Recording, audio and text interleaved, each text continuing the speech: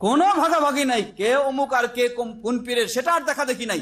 দেখা দেখি একটাই, যে তারা সবাই সহি আপনার আকীদার বিরোধী, আপনার আমলের বিরোধী, আপনি হলেন তাদের সবারই বিরোধী। যাবে না। এই জন্য বলা হয় যে আহলুল হাদিস মূলত এটি কোনো নাম নয়, নামগত পরিচয় নয়, এটি হলো বৈশিষ্ট্যগত পরিচয়। এটি কি? বৈশিষ্ট্যগত পরিচয়। খালি বলতেছেন চলো ভাই সালাতে যাই, তিনি আপনারে জবাব দিচ্ছেন কি? নামাজ না পড়লে আমার ইমানটা ঠিক আছে। নাউযুবিল্লাহ।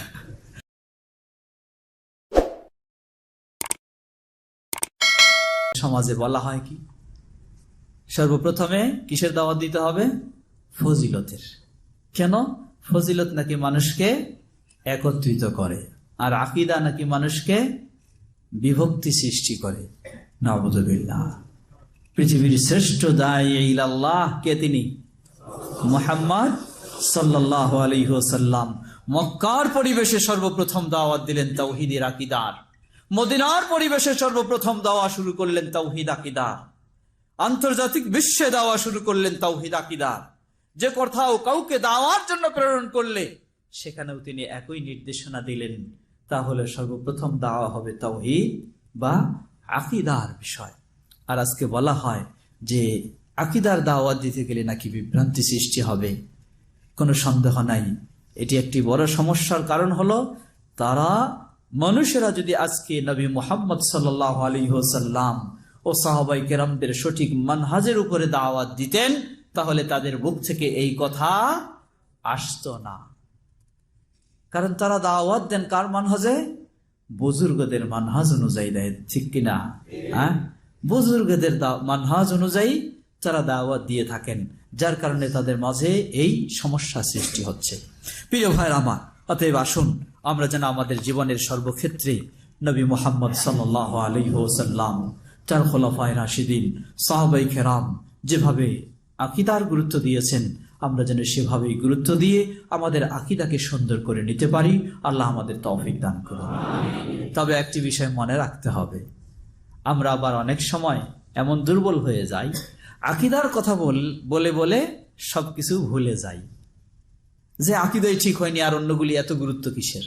আকীদাই ঠিক হয়নি আর অন্য এত গুরুত্ব কিসের? আগে আকীদাটা ঠিক হোক, তারপর অন্যগুলি। এইভাবে সুযোগ নেওয়ার আপনার কোনো সুযোগ নাই।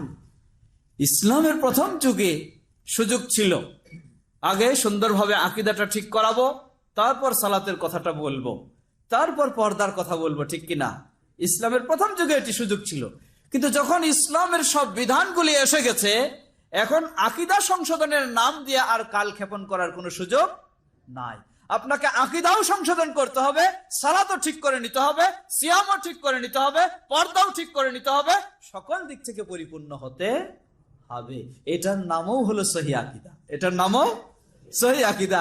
একটা নিয়ে আপনি বসে থাকবেন, বাকিগুলির কোনো চিন্তা করবেন না, বলবেন যাক হবে আস্তে আস্তে, এটার নাম কিন্তু সহিহ আকীদা নয়। এটার নাম হলো অলস আকীদা। এটা সহিহ আকীদা নয়। সুতরাং এগুলির মাঝে সর্বপ্রথম আমরা আকীদার গুরুত্ব দেব, সেটাকে ঠিক করব, আর অন্যগুলি এই ডিলে করব, ধীরে ধীরে করব, হচ্ছে যাচ্ছে এমনটারও সুযোগ নেই। যেহেতু ইসলাম পরিপূর্ণ হয়ে গেছে, আপনাকে ইসলামের সব বিষয়গুলি মেনে নিতে হবে। তবে অবশ্যই সেগুলির মাঝে সর্বপ্রথম আকীদার বিষয়। আল্লাহ সুবহানাহু ওয়া তাআলা এমনই ভাবে যেন আমরা সহিহ আকীদার আলোকে পরিপূর্ণ ইসলামে প্রতিষ্ঠিত হতে পারি। আল্লাহ আমাদের সকলকে সে তৌফিক দান করুন। আমার আলোচ্য বিষয়ের সংশ্লিষ্ট অংশ দ্বিতীয়, সেটি হচ্ছে আল মানহাজ আস-সহিহ। সঠিক সহিহ নির্ভুল মানহাজের গুরুত্ব তাৎপর্য। মানহাজ কি জিনিস? মানহাজ এর সহজ ভাষায় সংক্ষিপ্তভাবে বলতে পারি পথ ও পদ্ধতি। এটাই হচ্ছে মানহাজ, পথ ও পদ্ধতি। আকীদার ক্ষেত্রে আপনার কি পথ পদ্ধতি হবে, এটা একটা মানহাজ, এটাই হলো আকীদার মানহাজ। দাওয়ার ক্ষেত্রে কি পথ পদ্ধতি হবে, এটা হলো দাওয়ার মানহাজ। আপনার চিন্তা চেতনা, আমল আখলাক, এগুলোর ক্ষেত্রে কি পথ পদ্ধতি অবলম্বন করবেন, এটা হলো আমল আখলাকের, ইবাদতের মানহাজ। সর্বোপরি ইসলামের যে কোনো বিষয় যেই পথ ও পদ্ধতির আলোকে আপনি মেনে নেবেন, পালন করবেন, সেটার নামই হলো মানহাজ। প্রশ্ন আসতে পারে, এটি এমন কি গুরুত্বপূর্ণ বিষয় যে এটা নিয়ে আমাকে এত ভাবতে হবে, এটা নিয়ে এত গুরুত্ব দিতে হবে? জবাব, এখানে ওই আগের কথাই আমরা বলবো। আপনি যদি নবী মুহাম্মদ সাল্লাল্লাহু আলাইহি ওয়াসাল্লামের যুগের মানুষ হতেন, তাহলে আপনাকে আর এত কিছু ভাবার প্রয়োজন ছিল না। বাস নবী সাল্লাল্লাহু আলাইহি ওয়াসাল্লামকে দেখতেছেন, সেভাবে আপনি চলবেন, আর কোনো চিন্তার বিষয় ছিল না। কিন্তু যখন নবী মুহাম্মদ সাল্লাল্লাহু আলাইহি ওয়াসাল্লামের যুগ অতীত হয়ে সাহাবীদের, খোলাফায়ে রাশিদিন সাহাবীদের যুগ অতীত হয়ে গেল, তখন শুরু হলো মানুষ ইসলামের নাম দিয়ে তার নিজের বিষয়গুলিকে প্রতিষ্ঠিত করার চিন্তা শুরু হলো। আজকে যে শিয়া, সে তো নিজেকে বলে আমি অমুসলিম, নাকি বলে নাকি? আল্লাহু আকবার। কিছুদিন আগে একটা ভিডিও দেখলাম, এটা ব্রিটেনের একজন অমুসলিম, তাকে মুসলিম বানানো হচ্ছে। তাকে মুসলিম বানানো হচ্ছে তিনটি বিষয়ের সাক্ষ্য দিয়ে। প্রথম সাক্ষ্য হলো আশহাদু আল্লা ইলাহা ইল্লাল্লাহ ওয়া আশহাদু আন্না মুহাম্মাদুর রাসূলুল্লাহ, কোনো অসুবিধা নেই। দ্বিতীয় সাক্ষ্য হলো ওয়া আশহাদু আন্না আবা বকর ওয়া উমর ওয়া উসমান ওয়া আয়েশা ওয়া হাফসা ফিন্নার। নাউযু বিল্লাহ, নাউযু বিল্লাহ। কি বলবেন? আল্লাহু আকবার। মুসলমান হতে হলে তাকে সাক্ষ্য দিতে হবে যে আবু বকর, ওমর, ওসমান, আয়েশা, হাফসা তারা জাহান্নামী। নাউযু বিল্লাহ। তৃতীয় সাক্ষ্য ওয়া আন্নী বারিউন ইলাল্লাহি ওয়া রাসূলিহি মিন আবি বকর ওয়া ওমর ওয়া উসমান ওয়া আয়েশা ওয়া হাফসা লানাতুল্লাহি আলাইহি। নাউযু বিল্লাহ, নাউযু বিল্লাহ। এইভাবেই হুবহু বলছে, আমার কাছে আছে, ভিডিও সহ আছে। তৃতীয় সাক্ষ্য হলো আমি আরো সাক্ষ্য দিচ্ছি যে আমি আল্লাহর কাছে এবং রাসূলের কাছে এই মর্মে স্বীকৃতি দিচ্ছি যে আমি মুক্ত। কাদের থেকে মুক্ত? আবু বকর, ওমর, ওসমান, আয়েশা, হাফসা, তাদের থেকে আমি মুক্ত, তাদের সাথে আমার কোনো সম্পর্ক নেই। নাউযু বিল্লাহ। এই তিন সাক্ষ্য তাকে দেওয়ালো। দেওয়ার পরে এই ধরনের মাজলিস, অনেক মানুষ সকলেই তাকবীর দিয়ে স্বাগতম জানালো, এখন সে মুসলিম হয়ে গেছে। নাউযু বিল্লাহ, আল্লাহু আকবার। এটি অতীতের কথা বলছি না, এখনকার কথা বলছি। তাহলে এখন দেখুন, এটাই যদি হয় তাদের কাছে ইসলাম, তাহলে সহিহ আকীদার গুরুত্ব কোথায় আর সহিহ মানহাজের গুরুত্ব কোথায়? তারা এভাবেই মুসলিম বানায়। এটাই কি মুসলিম? না ইসলাম থেকে বের হয়ে যাওয়া? এটাই কি জান্নাতের পথ না জাহান্নামের পথ? এরপরেও তারা নিজেদেরকে তো কোনোদিন কি দাবি করে বা বলে যে আমরা মুসলিম নয়? আজকে দেখুন, কথা অন্যদিকে চলে যাচ্ছে, সেদিকে যাচ্ছি না। তাদেরকেই আবার মডেল হিসাবে আমাদের অনেক ইসলামপন্থীরা গ্রহণ করছে, ঠিক কিনা? তারাই নাকি মডেল। নাউযু বিল্লাহ। ঠিক তেমনি ভাবে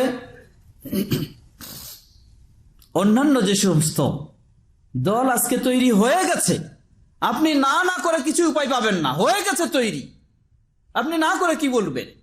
অটোমেটিক হয়ে গেছে, মওজুদ পৃথিবীতে। সেই শিয়া, রাফেদি গেল, মুরজিয়া। আপনি কাউকে সালাতের জন্য ডাকতেছেন, বলতেছেন চলো ভাই সালাতে যাই। তিনি আপনারে জবাব দিচ্ছেন কি? নামাজ না পড়লে আমার ইমানটা ঠিক আছে। নাউযুবিল্লাহ। আসে না এগুলি কথা? আসে না? বলেছে যান আপনি যান, নামাজ না পড়লে আমার ইমানটা ঠিক আছে। এটা কার ইমান? কোন মানহাজের ইমান এটা? এটা হলো মুরজিয়ার কথা। কেউ হয়তো বলবে যে এই যুগে মুরজিয়া তো দল, নাম কারো দেখি না। নাম না দেখতে পারেন আপনি, কিন্তু তার আকীদা, তার কাজ, তার মানহাজ সব মানুষের মাঝে আছে। এটাকে যদি শুদ্ধ আপনি না করে দেন, তাহলে সেগুলি অটোমেটিক ভাবে মানুষের মাঝে থাকবে। ঠিক আকীদার বিষয়টাও একই। আকীদা যদি আপনি মানুষের শুদ্ধ না করে দেন, অটোমেটিক ভাবে মানুষ সেই আকীদায় গড়ে উঠছে। মানুষের আকীদার বিষয়টা হওয়া উচিত ছিল যেটাকে বলা হয় আল আকীদা আল ফিতরিয়া। জন্মগতভাবে মানুষ কিন্তু সঠিক ইসলামী আকীদার উপরেই থাকে। এজন্য আল্লাহ রাসূল সাল্লাল্লাহু আলাইহি ওয়াসাল্লাম বলেন, কুল্লু মাউলুদিন ইউলাদু আলাল ফিতরা ফাআবাওয়াহু ইউহাউবিদানিহি আও ইউনাসসিরানিহি আও ইউমাজ্জিসানিহি। প্রতিটি শিশু সন্তান জন্ম লাভ করে ইসলামী স্বভাবের উপরে, অতঃপর তার বাবা মা ইহুদি বানায় বা খ্রিস্টান বানায় বা অগ্নিপূজক বানায় অথবা শিয়া বানায় অথবা রাফেজি বানায় অথবা মুরজিয়া বানায় অথবা কাদেরিয়া বানায় অথবা নকশবন্দিয়া বানায় অথবা চিস্তিয়া বানায় অথবা মুজাদ্দিদিয়া বানায়, সবকিছু বানায়। কিন্তু সমাজের অবস্থাটা এমন হয়ে গেছে, এই সমাজে কেউ না বানালেও সব ঘর যুগলি সব মানুষ যখন এই আকীদায় বিশ্বাসী, অটোমেটিক ভাবে মানুষেরা তাকে ওই আকীদায় বানিয়ে ফেলে। যার কারণে এই সমাজে এই প্রেক্ষাপটে বর্তমান কাউকে যদি সহিহ আকীদার শিক্ষা না দেওয়া হয়, অটোমেটিক ভাবে সে বাতিল আকীদার উপর প্রতিষ্ঠিত হবে। বাতিল আকীদার উপর সে প্রতিষ্ঠিত হবেই। প্রিয় ভাইরা আমার, এজন্য দ্বিতীয় বিষয়টি বলছিলাম আমরা মানহাজ। কেন এই মানহাজ পথ পদ্ধতির গুরুত্ব দেওয়ার প্রয়োজনটা কি? প্রয়োজন এই জন্যই, আজকে একজন মুসলিম বানাচ্ছে, একটু আগেই যেটি উদাহরণস্বরূপ বললাম আমরা, তাদের পথ পদ্ধতি হলে এইভাবে মুসলিম বানায়। আরেকজন মুসলিম বানায় বিশ্বাস করতে হবে আল্লাহ সুবহানাহু ওয়া তাআলা সসত্তায় সর্বত্র বিরাজমান। সুবহানাল্লাহ নাকি? সুবহানাল্লাহ বলতে হবে, নাউজুবিল্লাহ বলতে হবে, দুটাই। তো কেমনে? সুবহানাল্লাহ এর জন্য এই আকীদা হলো আল্লাহর মানহানিকর আকীদা, ঠিক কিনা? তা আল্লাহর মানহানিকর আকীদা কিছু কথা আসলেই কি বলতে হয়? সুবহানাল্লাহ বলে আল্লাহর মর্যাদা, বরত্ব, মহত্ব, পবিত্রতার স্বীকৃতি দিতে হবে। এই দিক থেকে সুবহানাল্লাহ। আর নাউজুবিল্লাহ যেহেতু এটি হলো কুফরি আকীদা, তো এই পদ্ধতি দিয়েও চলতেছে কাজ। কত রকমের নানামুখী চিন্তা চেতনা নিয়ে আজকে মানুষকে ইসলামের দিকে দাওয়াত দেওয়া হচ্ছে। আজকে ইসলামের দিকে দাওয়াত দেয় অসংখ্য অগণিত মানুষ, কিন্তু নবী মুহাম্মদ সাল্লাল্লাহু আলাইহি ওয়াসাল্লামের মানহাজ বা পদ্ধতিগত দিক দিয়ে খুব কম সংখ্যক মানুষই শুধু সেই পথে দাওয়াত দেয়। আল্লাহ সুবহানাহু ওয়া তাআলা সূরা ইউসুফ 108 নম্বর আয়াতে কি বলেন? কুল হাযিহি সাবিলি আদউ ইলাল্লাহি আলা বাসীরাতিন আনা ওয়া মান ইত্তাবা'আনি ওয়া সুবহানাল্লাহি ওয়া মা আনা মিনাল মুশরিকিন। আল্লাহ বলছেন, হে নবী বলে দাও, হাযিহি সাবিলি, এটাই হলো আমার পথ, এটাই আমার মানহাজ, এটাই আমার পদ্ধতি। আদউ ইলাল্লাহ, আমি মানুষকে ডাক দেই কোন দিকে? ইলাল্লাহ, আল্লাহর দিকে, আল্লাহর তাওহীদের দিকে। প্রিয় ভাইরা আমার, সুতরাং মানহাজ, সহি পথ ও পদ্ধতি, এটি অপরিহার্য একটি বিষয়, যার কারণে, যার অভাবে আমার দাওয়াতও নষ্ট হয়ে যেতে পারে, আমার আমলও নষ্ট হয়ে যেতে পারে, আমার ইবাদতও নষ্ট হয়ে যেতে পারে। এখন আসুন আমরা একটু জেনে নেওয়ার চেষ্টা করি, তাহলে এই সহি মানহাজটা কিভাবে হবে? সহি মানহাজ মাত্র 3টি জিনিসের সমন্বয় হবে। কয়টি? 3টি জিনিসের সমন্বয়। আল্লাহ সুবহানাহু ওয়া তাআলা কোরআনুল কারীমে এমন অনেক নির্দেশনা দিয়েছেন। যেমন আল্লাহ সুবহানাহু ওয়া তাআলা সূরা নিসা 115 নম্বর আয়াতে বলেন, وَمَن يُشَاقِقِ الرَّسُولَ مِن بَعْدِ مَا تَبَيَّنَ لَهُ الْهُدَى وَيَتَّبِعْ غَيْرَ سَبِيلِ الْمُؤْمِنِينَ نُوَلِّهِ مَا تَوَلَّى ونصله جهنم وساءت مصيرا ومن يشاقق الرسول من بعد ما تبين له الهدى কারো কাছে হেদায়েতের বিষয়টা স্পষ্ট হওয়ার পরেও যদি সে রাসূলের বিরোধী পথে চলতে চায় এবং রাসূল সাল্লাল্লাহু আলাইহি ওয়াসাল্লামের সময়ে মুমিন যারা ছিলেন সাহাবায়ে কেরামগণ তাদেরও পথে যদি সে চলতে না চায়, আল্লাহ বলছেন নুয়াল্লিহি মা তাওয়াল্লা, সে যেদিক চলতে চায় আমি তাকে সেদিকেই চলার সুযোগ করে দেব। তুমি আল্লাহর রাসূলের তরিকা বাদ দিয়ে সাহাবীদের তরিকা বাদ দিয়ে চিশতিয়া ধরতে চাও, যাও তুমি চিশতিয়ায় তোমার যাওয়ার সুযোগ করে দেব। নকশবন্দিয়া যেতে চাও, যাও সেদিকে তোমার সুযোগ করে দেব। তবে ওই পারে গেলে আর কোনো রক্ষা নাই। ওয়া নুসলিহি জাহান্নামা, ওই পার গেলেই তার স্থান কোথায়? জাহান্নাম, কোনো পথ নাই। সুতরাং আল্লাহ সুবহানাহু ওয়া তাআলার এই নির্দেশ আমাদেরকে বলে দিচ্ছে আপনার আকীদার ক্ষেত্রে, আমলের ক্ষেত্রে, ইবাদতের ক্ষেত্রে, দাওয়ার ক্ষেত্রে, সব ক্ষেত্রে আপনাকে সামনে রাখতে হবে নবী মুহাম্মদ সাল্লাল্লাহু আলাইহি ওয়াসাল্লাম এর পথ পদ্ধতি। আপনাকে সামনে রাখতে হবে নবী মুহাম্মদ সাল্লাল্লাহু আলাইহি ওয়াসাল্লামের আলোকে খোলাফায়ে রাশিদিন ও সাহাবায়ে কেরামের পথ পদ্ধতি। এজন্যই নবী মুহাম্মদ সাল্লাল্লাহু আলাইহি ওয়াসাল্লাম তিনিও নির্দেশনা দিচ্ছেন। তিনি কি বললেন সেই বিদায় হজ্জের ময়দানে? লাআল্লি লা আলকাকুম বা'দা আমী হাযা বিমাওকিফি হাযা, আমার মনে হচ্ছে আগামী বছর তোমাদের সাথে এই আরাফার ময়দানে আর সমবেত হওয়ার সুযোগ হবে না। মানে তাকে অগ্রিম জানিয়ে দেওয়া হয়েছে তার এটাই শেষ বিদায়। সেই বিদায় হজ্জের ভাষণে তিনি স্পষ্ট করলেন, জেনে রাখো আমি বিদায় নিয়ে চলে গেলেও ইসলাম আল্লাহ যতদিন রাখেন ততদিন থাকবে।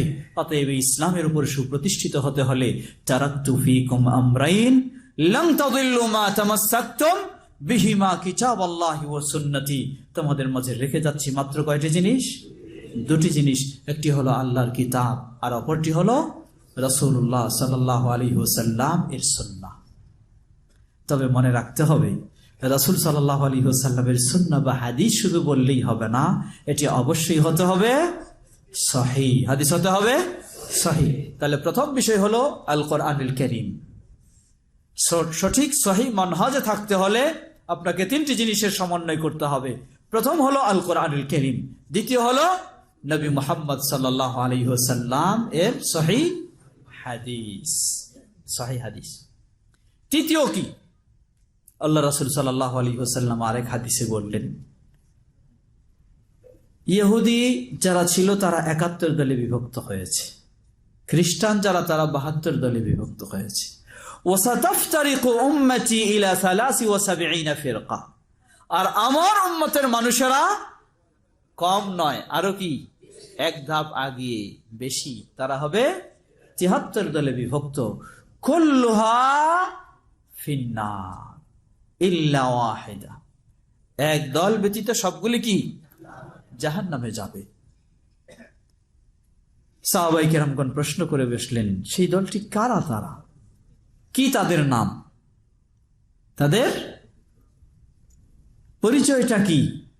নবী মুহাম্মদ সাল্লাল্লাহু আলাইহি ওয়াসাল্লাম তাদের কোনো নাম বলে পরিচয় দিলেন না, পরিচয় দিলেন তাদের বৈশিষ্ট্য বলে। কি পরিচয় দিলেন? বৈশিষ্ট্য।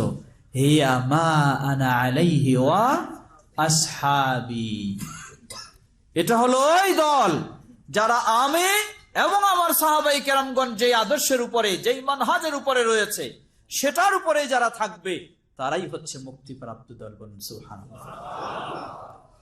আল্লাহ রাসূল সাল্লাল্লাহু আলাইহি ওয়াসাল্লাম অন্য আরেক হাদিসে বললেন, সহিহুল বুখারী হাদিস, লা তাজালু তাইফাতুম মিন উম্মতি যাহিরিনা আলাল হক লা ইয়াদুররুহুম মান খাযালাহুম হাত্তা ইয়াতি আমরুল্লাহ।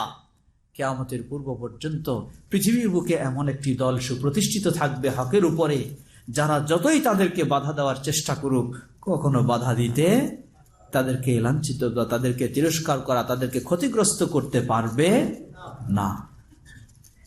সেটা কারা? কোন নাম দিয়েই দাবি করলে কিন্তু হবে না।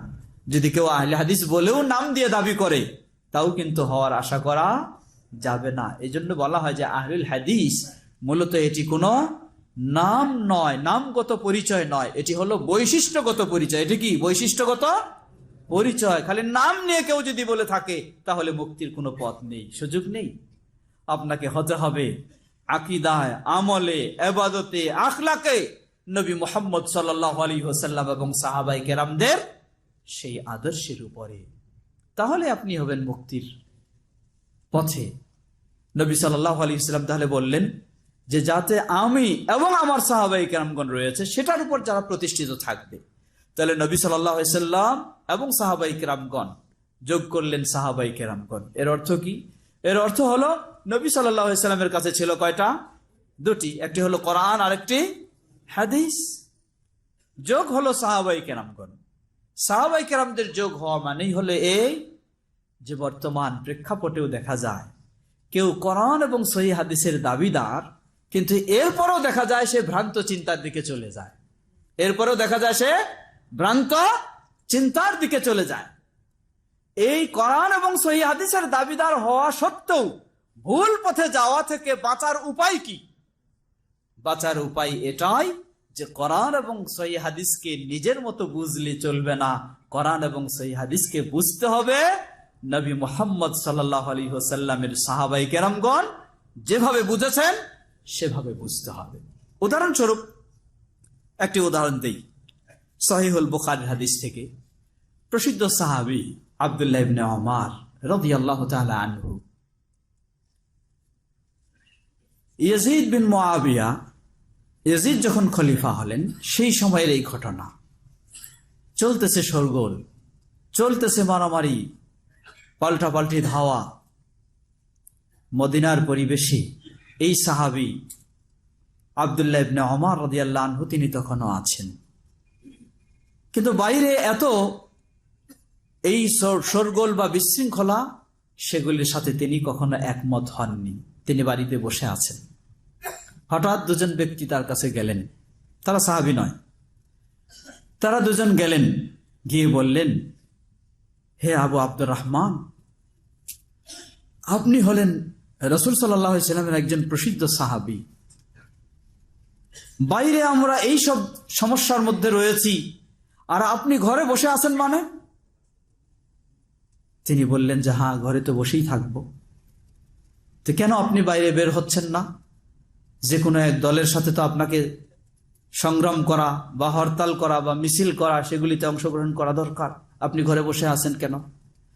তিনি বললেন, দেখো, মানুষ যা করছে করছে, ইয়ামনাউনি আন্নাল্লাহা হাররামা দামা আখি, আল্লাহ সুবহানাহু ওয়া তাআলা মুসলিমের রক্তকে মুসলিমের জন্য হারাম করে দিয়েছেন।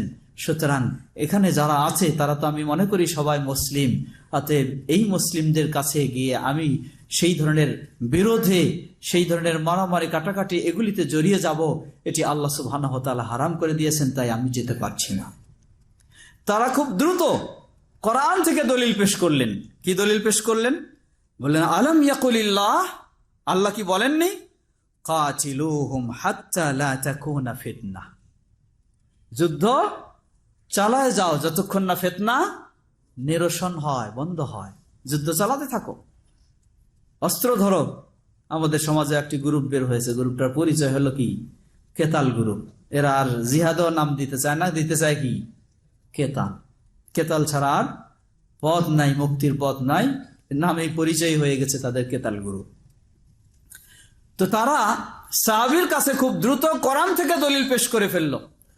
আল্লাহ সুবহানাহু ওয়া তাআলা বলেননি সূরা আনফাল 39 নম্বর আয়াত যে যুদ্ধ চালাতে হবে, কেতাল চালাতে হবে যতক্ষণ না ফিতনা নিরসন হয়।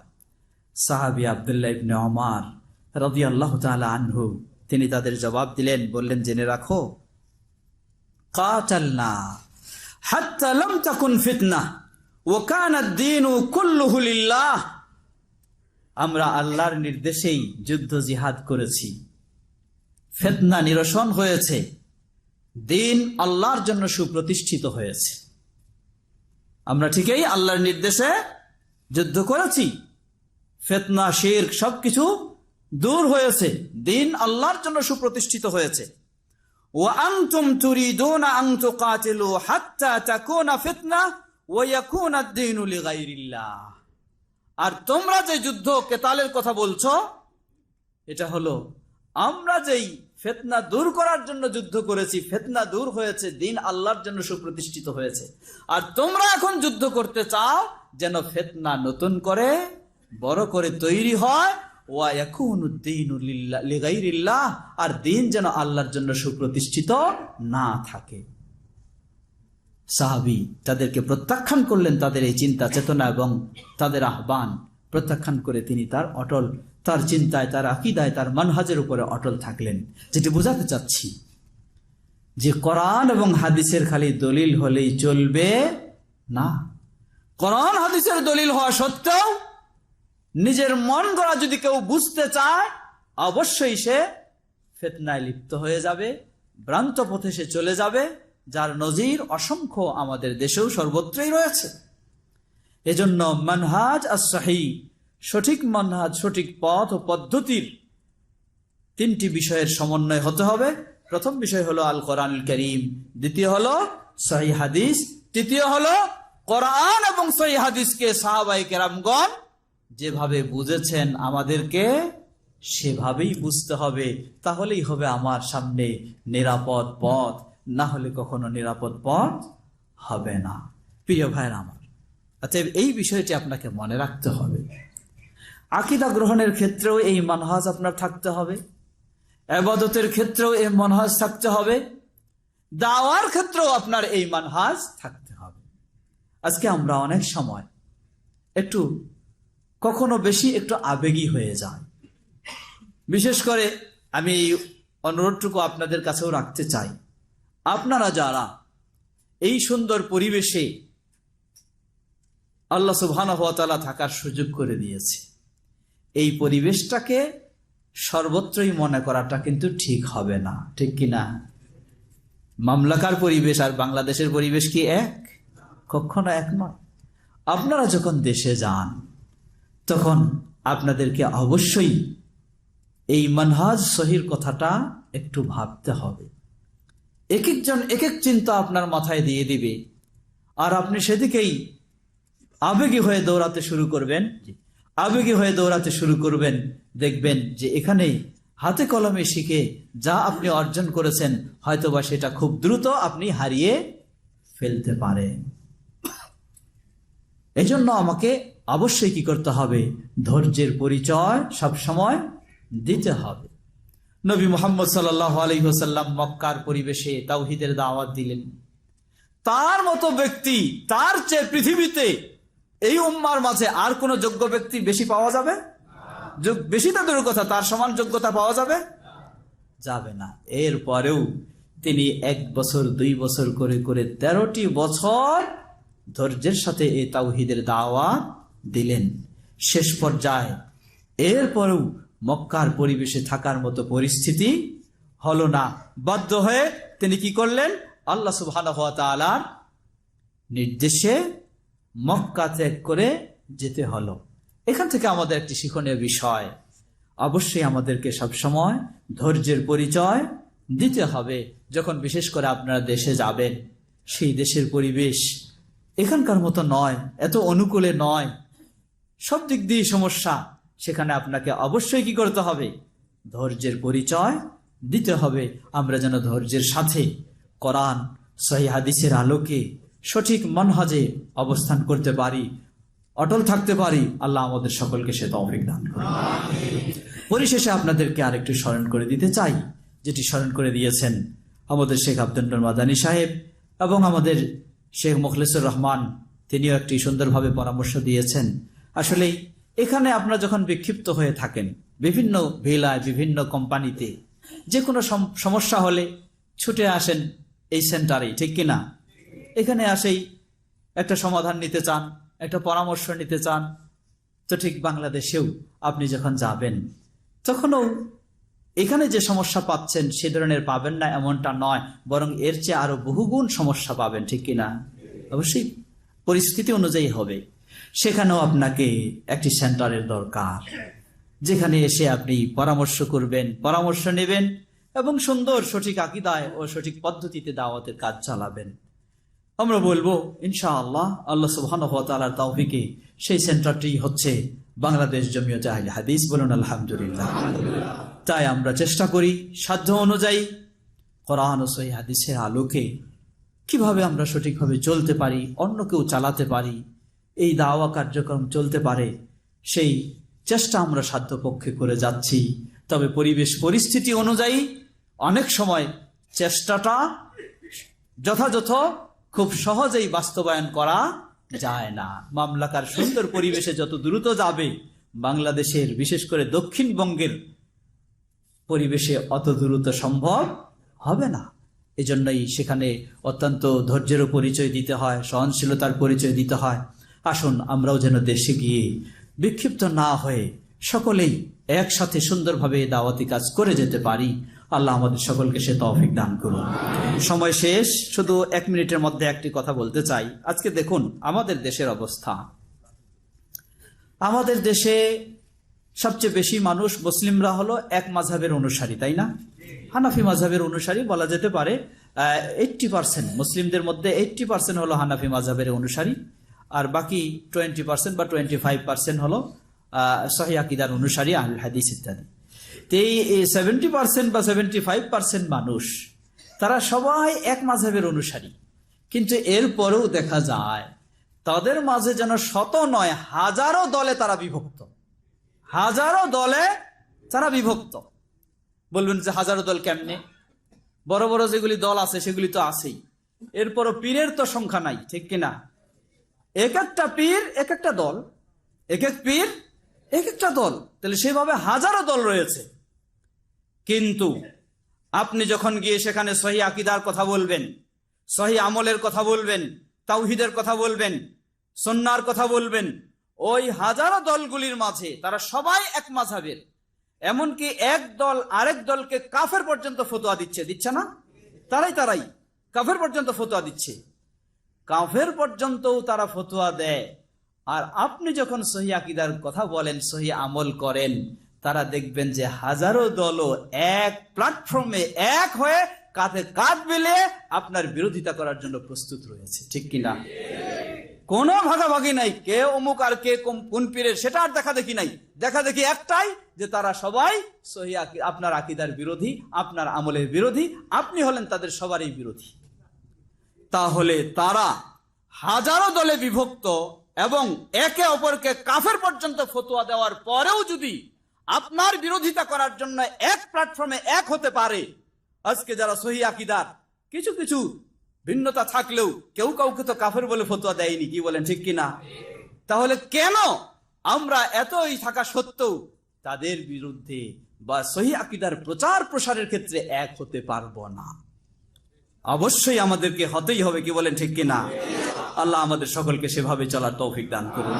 আমরা যেন পরস্পরের প্রতি ঈমানী আন্তরিকতার সাথে আরো গভীর হতে পারি, আল্লাহ তৌফিক দান করুন। পরস্পরে যেন এই সহিহ আকীদা, সহিহ দ্বীন, সঠিক দ্বীন, সেটি প্রচার প্রসারে যেন আমরা সহযোগী হতে পারি, আল্লাহ আমাদের সবাইকে সে তৌফিক দান করুন। আজকের এই সুন্দর আলোচনা, আজকের এই সুন্দর আয়োজনে আমাদের শাইখ আবারও কৃতজ্ঞতা জানাচ্ছি এবং মাকতাব কর্তৃপক্ষকে কৃতজ্ঞতা জানাচ্ছি, আমাদের শেখ মুখলিসুর রহমান এবং আরো যারা আছেন অত্র এলাকার বিভিন্ন দাওয়ার দায়িত্বশীলগণ এবং আপনারা যারা আছেন স্বেচ্ছাসেবক কর্মী, সকলকে আবারও আমার নিজের পক্ষ থেকে, বাংলাদেশ জমিয়ত আহলে হাদিসের পক্ষ থেকে কৃতজ্ঞতা জানিয়ে আল্লাহর কাছে দোয়া করছি, আল্লাহ আমাদের সকলকে জাযায়ে খায়র দান করুন, আমাদের এই আয়োজনকে কবুল করে নিন। আমরা যেন সকলে আরো আন্তরিকতার সাথে পরস্পরের প্রতি আন্তরিক হয়ে আমাদের এই কাজ করতে পারি, দাওয়াতি কাজে অগ্রসর হতে পারি, আল্লাহ আমাদের সকলকে সে তৌফিক দান করুন। ওয়া আখিরু দাওয়ানা আলহামদুলিল্লাহি রাব্বিল আলামিন ওয়া সাল্লাল্লাহু তাআলা আলা নবিয়িনা মুহাম্মদ ওয়া আলা আলিহি ওয়া সাহবিহি আজমাইন। সুবহানাকা আল্লাহুম্মা ওয়া বিহামদিকা আশহাদু আল্লা ইলাহা ইল্লা আনতা আস্তাগফিরুকা ওয়া আতুবু ইলাইক। আসসালামু আলাইকুম ওয়া রাহমাতুল্লাহি